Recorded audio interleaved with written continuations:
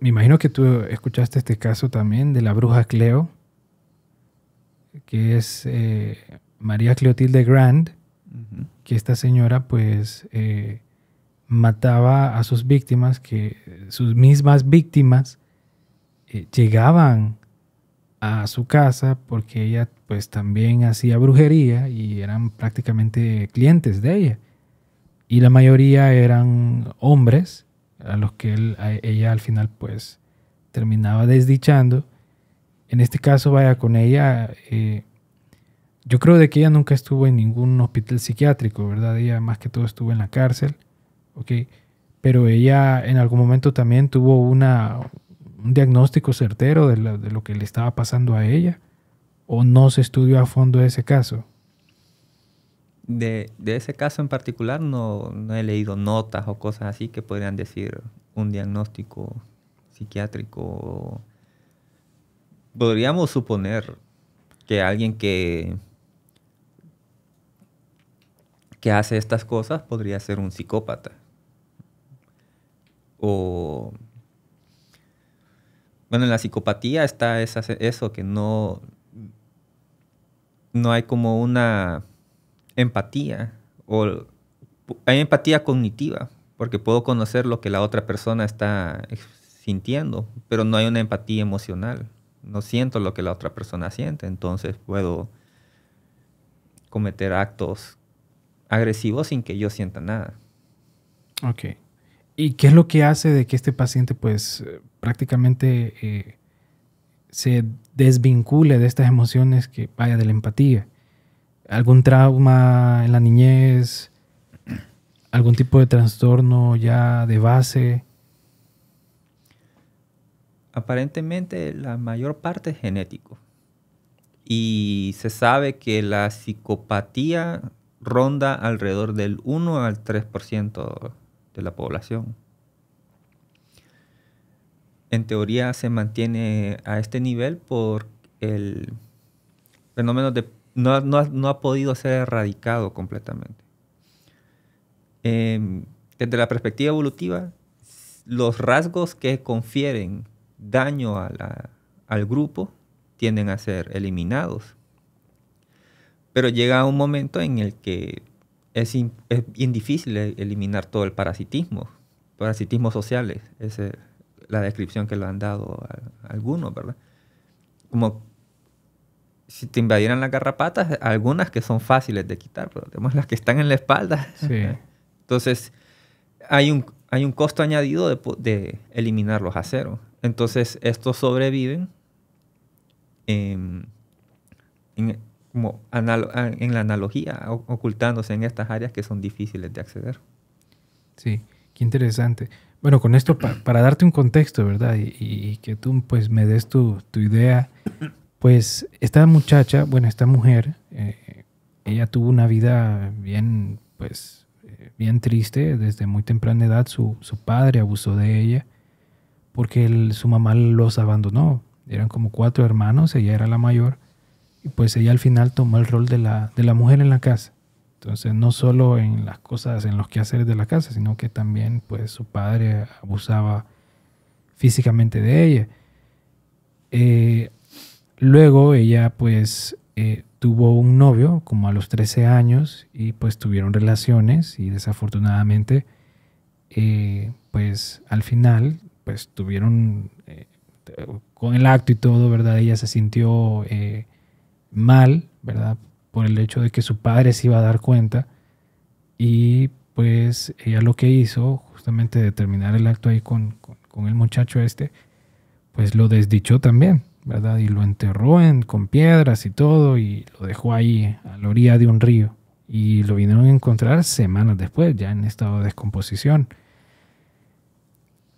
Luego ella, pues ya más grandecita, pues, se huyó de la casa y pues fue a buscar a su madre, ¿verdad? Me imagino que en este momento como de redención, ¿verdad? De buscar la razón por la que ella sentía todo esto, o también en ese momento de buscar algún culpable.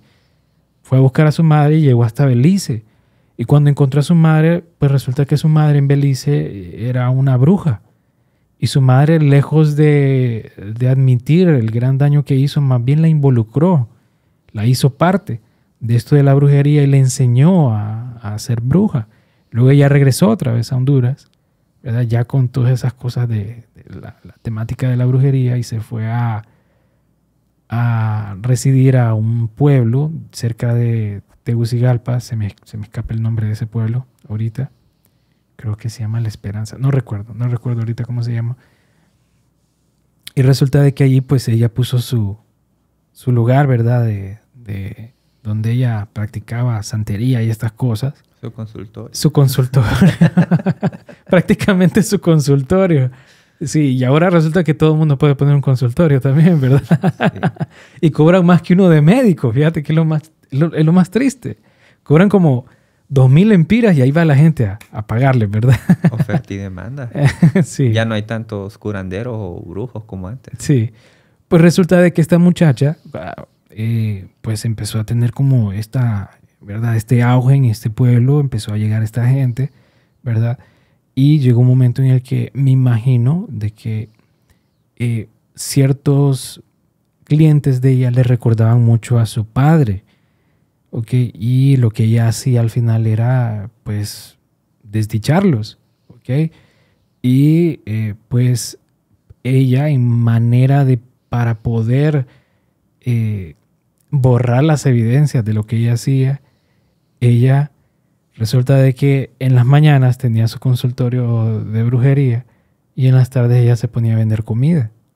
Pero resulta de que esta señora, de la carne de las víctimas, ella hacía tamales, hacía nacatamales y hacía carne asada y las vendía en las noches y la gente consumía esto sin darse cuenta de lo que estaban comiendo era carne humana.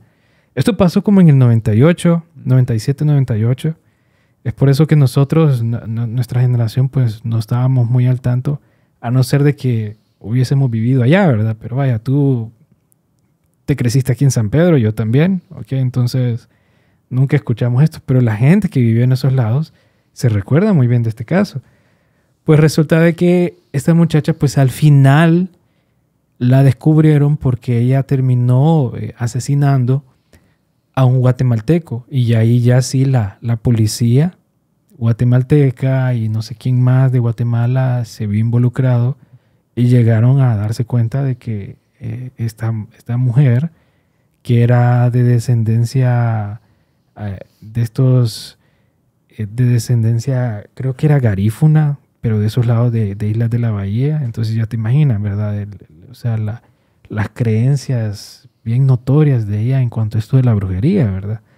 Entonces, incluso ella decía que ella era una doncella de Satanás. Eso era lo que ella decía. Pues al final llegó la policía a la casa de ella y encontraron el cuerpo de este muchacho, del guatemalteco, metido en la hornilla. O sea, de que aparte de que los cocinaba, o sea, usaba la carne, metía los huesos, metía cráneos y todo en la hornilla, para que de esa manera, pues me imagino, en algún momento desintegrar este hueso, ¿verdad? Con el fuego de la hornilla. Y ahí encontraron al guatemalteco y encontraron a otros 2 hombres, uno debajo de una mata de plátanos y otro cerca de una pila. Y ahí fue que definitivamente pues la arrestaron, y al final que la arrestaron empezaron a hacer las investigaciones y se dieron cuenta de que pues al final la señora esta pues al parecer mató más de 30 víctimas.